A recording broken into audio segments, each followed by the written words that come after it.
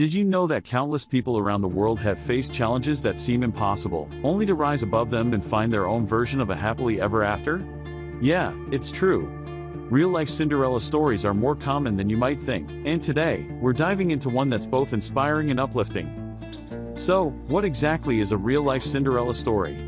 Well, it's all about overcoming adversity, breaking free from societal norms, and finding your true happiness against all odds.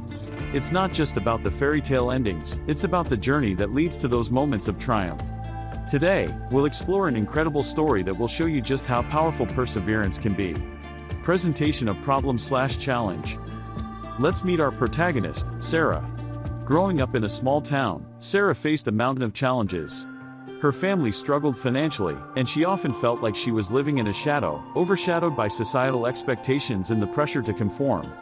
School was tough, and bullying was a constant issue, making her feel even more isolated. To top it off, her home life was unstable, with her parents often arguing about money. Sarah felt trapped, wondering if she'd ever get the chance to chase her dreams. The pressures of her environment made it seem like a fairy tale ending was just that, a fairy tale. Exploration/development. But Sarah was not one to back down easily. She found solace in books and discovered a passion for writing. On her toughest days, she would escape into the pages of her favorite novels, which sparked something in her. With determination, she began to write her own stories, using her experiences as inspiration. Along the way, she found a group of friends who shared her love for storytelling and encouraged her to pursue a career in writing. They formed a support system that empowered her to keep going, even when the going got tough. Sarah started entering writing competitions, slowly building her confidence, and revealing her talent to the world. Each small victory fueled her desire to break free from her circumstances. Climax/key moment. The turning point came when Sarah entered a national writing contest. She poured her heart into her story, drawing from her struggles and triumphs. When the winners were announced, she could hardly believe it, she had won. This moment was life-changing.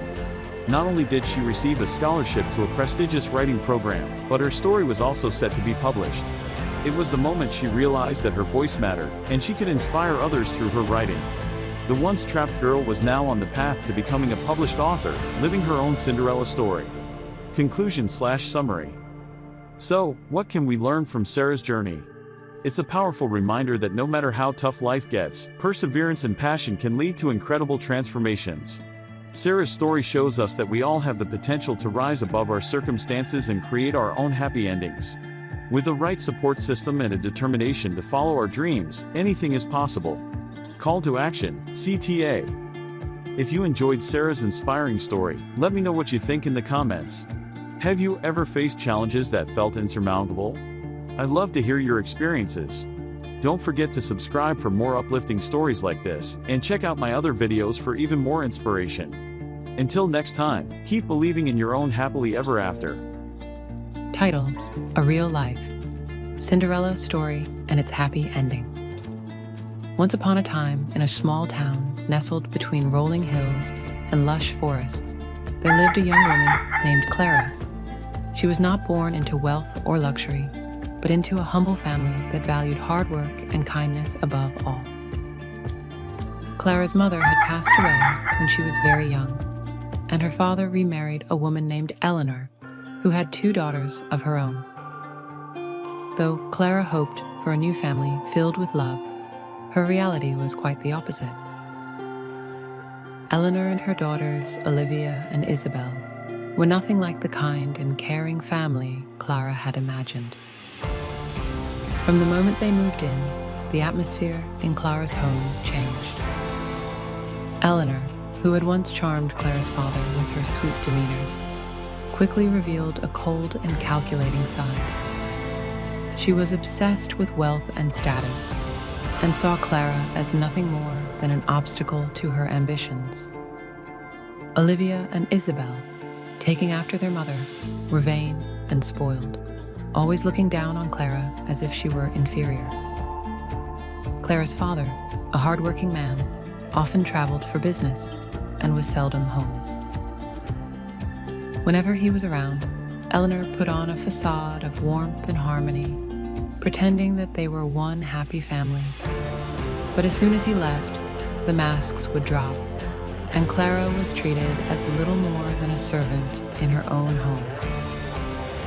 She was tasked with all the household chores, cooking, cleaning, and waiting on her stepmother and stepsisters hand and foot. Despite her best efforts to please them, nothing was ever good enough. They would criticize her relentlessly, finding fault in everything she did.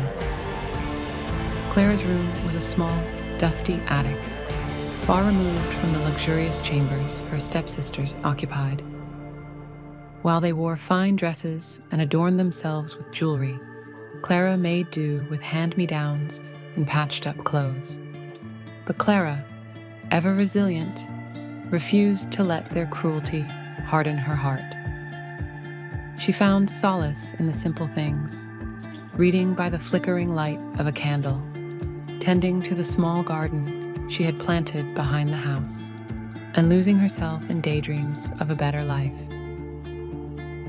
Though she was often lonely, Clara never lost her kindness or her hope. She treated everyone she met with warmth and compassion, earning the love of the townspeople. They admired her strength and gentleness, though they were unaware of the hardships she faced at home.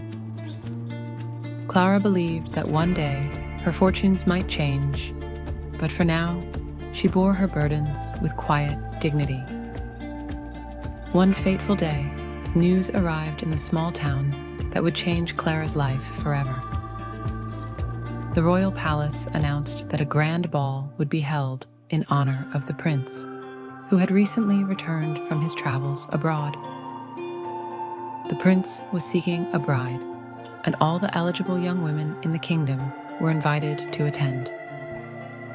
The townspeople were buzzing with excitement, and Clara's stepsisters were no exception.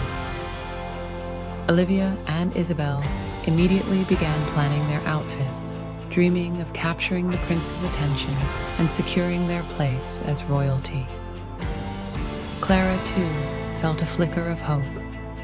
She longed to attend the ball, to experience just one night of magic and escape from her dreary life. But she knew better than to voice her desires aloud.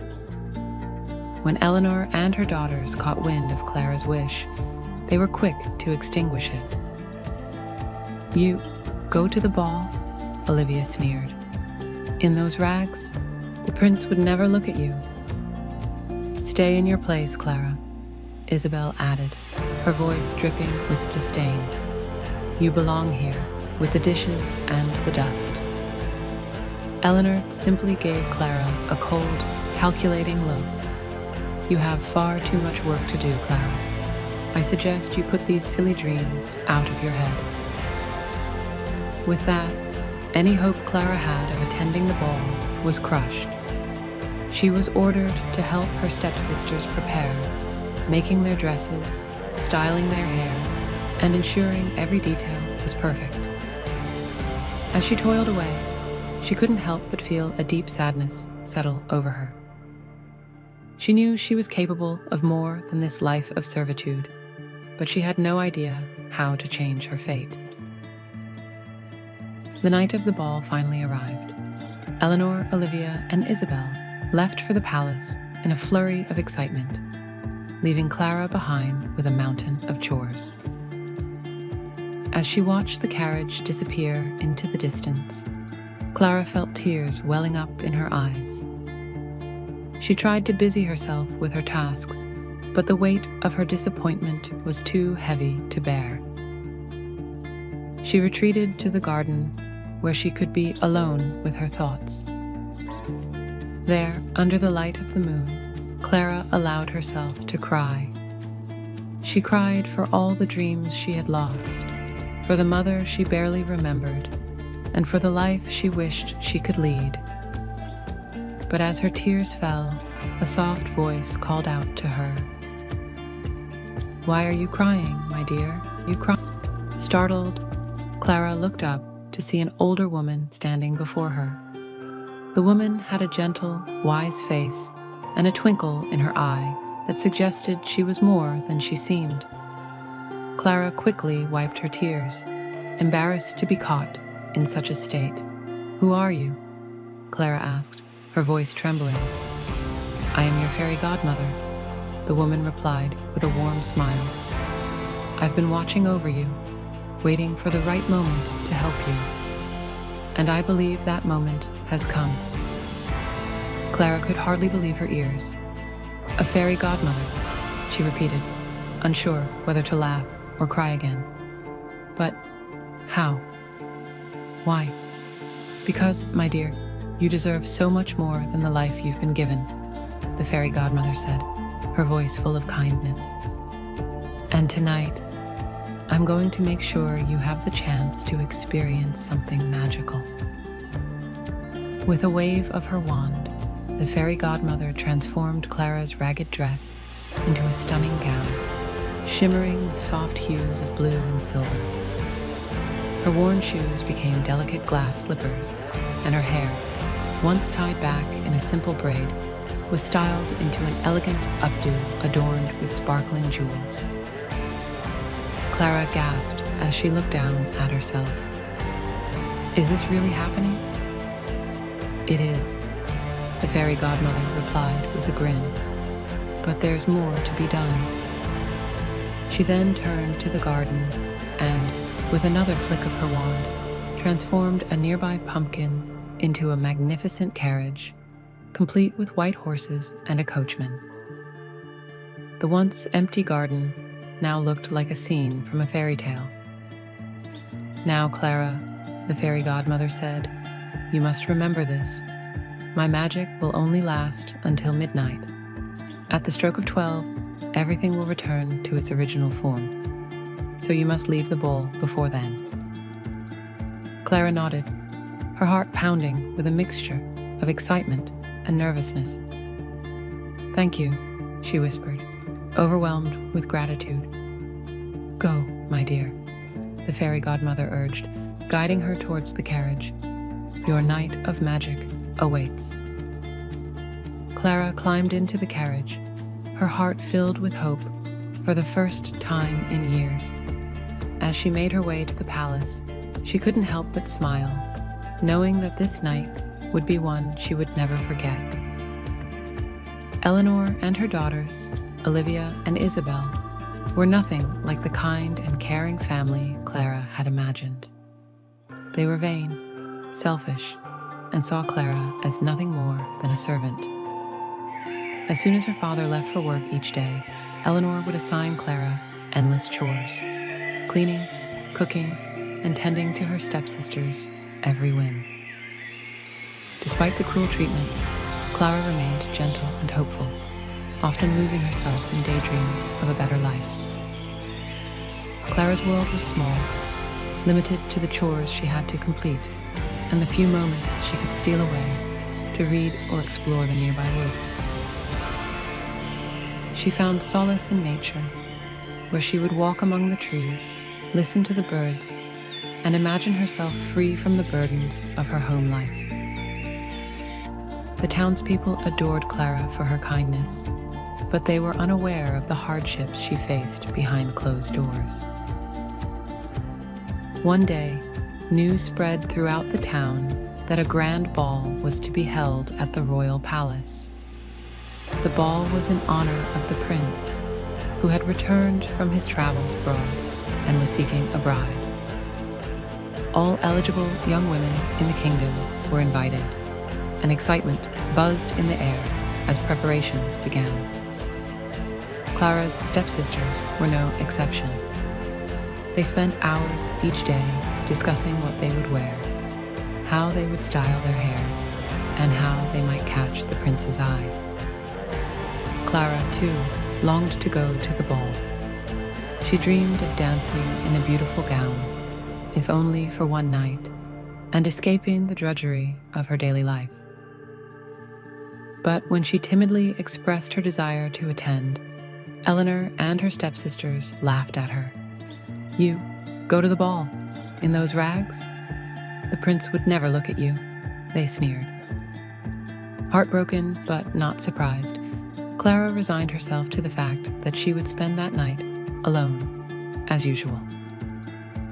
On the day of the ball, Eleanor and her daughters left early to ensure they had ample time to preen and prepare. They left Clara with a mountain of chores, ensuring she would have no time to even think about going to the ball.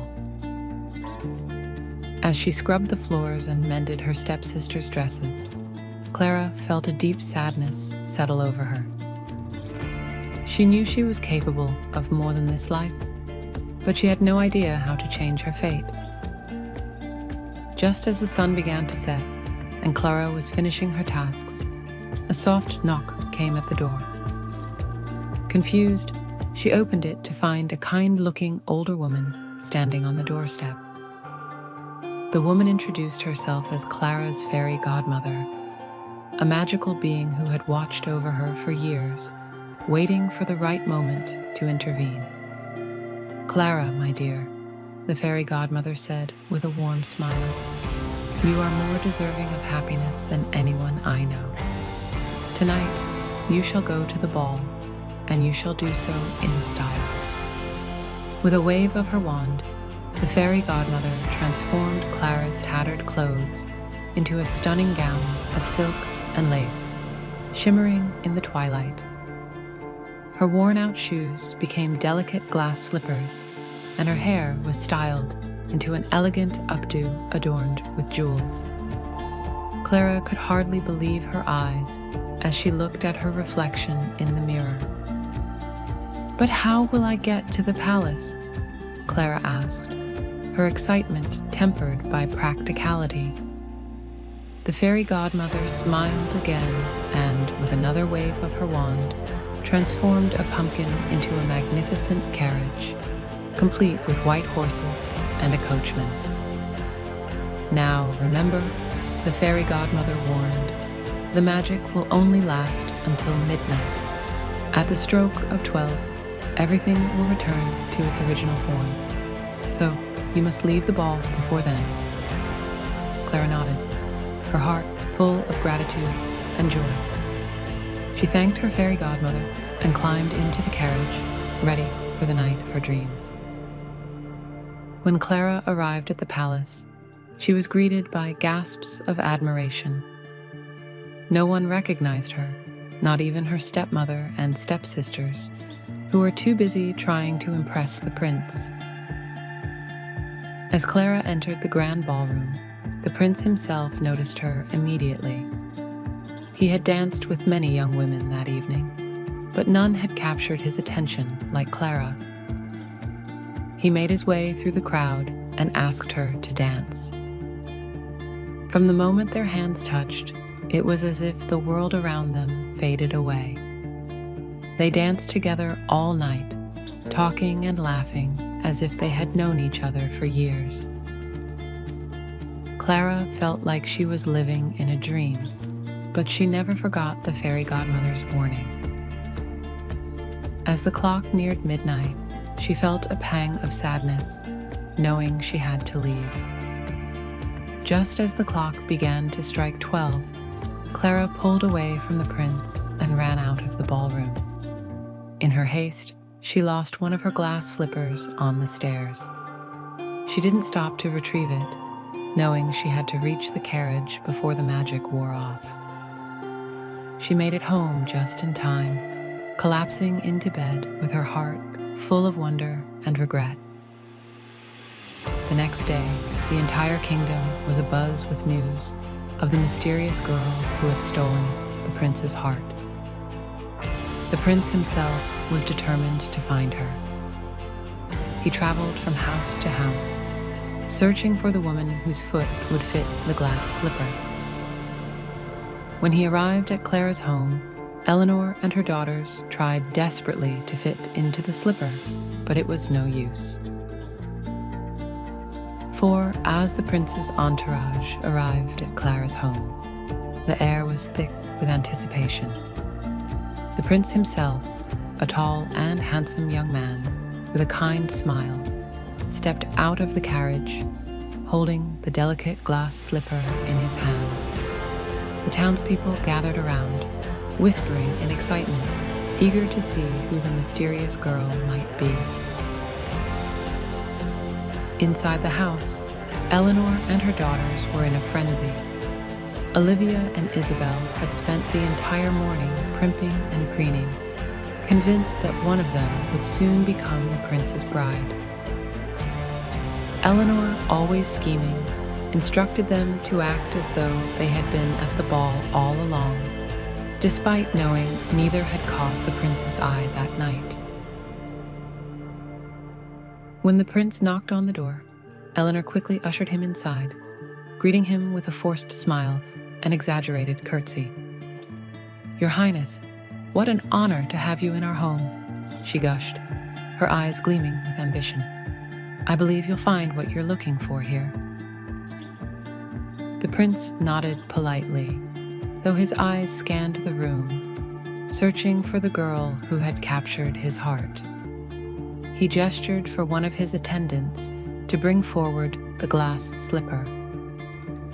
"I am here to find the young woman who fits this slipper. She is the one I danced with at the ball, and she shall be my bride."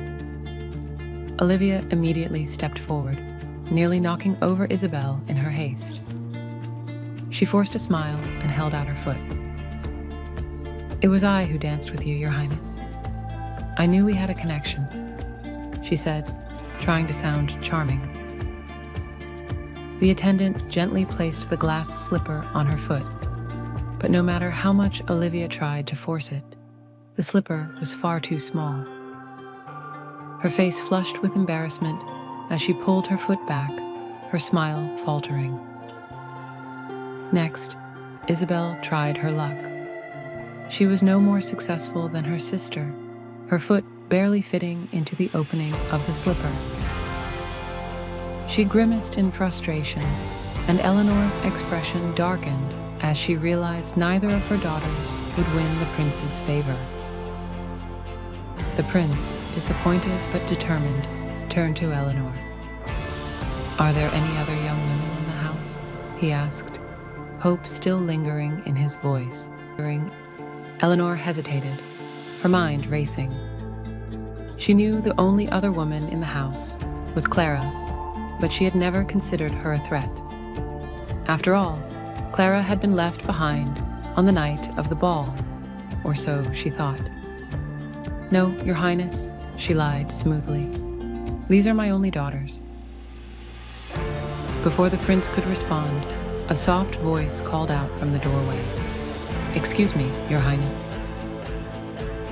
The room fell silent as Clara stepped forward. She had been watching from the shadows, unsure whether to reveal herself, but something inside her told her this was her moment. She was dressed simply, her hair loosely tied back, and her face was flushed with nerves, but her eyes were filled with quiet determination. Eleanor's eyes widened in shock, and Olivia and Isabel exchanged incredulous looks. "What are you doing here?" Eleanor hissed, trying to block Clara's path, but the prince's gaze had already locked onto Clara. His heart skipped a beat as he recognized the gentle grace and kindness in her eyes, the same eyes that had captivated him at the ball. "Please, let her try the slipper," he said softly, stepping aside to give Clara space. Eleanor, realizing she had no choice, reluctantly moved out of the way. Clara approached the prince, her heart pounding in her chest. She could hardly believe this was happening, that she might actually be the one the prince was searching for. The attendant knelt before Clara and carefully placed the glass slipper on her foot. To everyone's astonishment, except perhaps Clara's, the slipper fit perfectly. It was as if it had been made for her, which, of course, it had. The prince's face lit up with joy. "It's you," he whispered, taking her hand in his. "You're the one I've been searching for. You are my true love." Tears welled up in Clara's eyes as she realized that her life was about to change forever. "Yes, Your Highness," she replied, her voice trembling with emotion. "It was me at the ball." Eleanor and her daughters were speechless, their faces pale with disbelief. They had spent so long looking down on Clara, never imagining that she could be the one to win the prince's heart. But now, as they watched her standing beside him, radiant with happiness, they could only stare in stunned silence. The prince, not wanting to linger in the house any longer, turned to Clara and said, "Come with me. We have much to talk about, and I cannot wait another moment to begin our life together." Clara nodded, barely able to contain her tears of joy. As she stepped outside, the townspeople erupted into cheers, celebrating the girl they had always known to be special. The prince helped her into the carriage, and as they rode away together, Clara felt a sense of peace and fulfillment she had never known before. Eleanor, Olivia, and Isabella watched the carriage disappear down the road, their dreams of wealth and power crumbling before their eyes.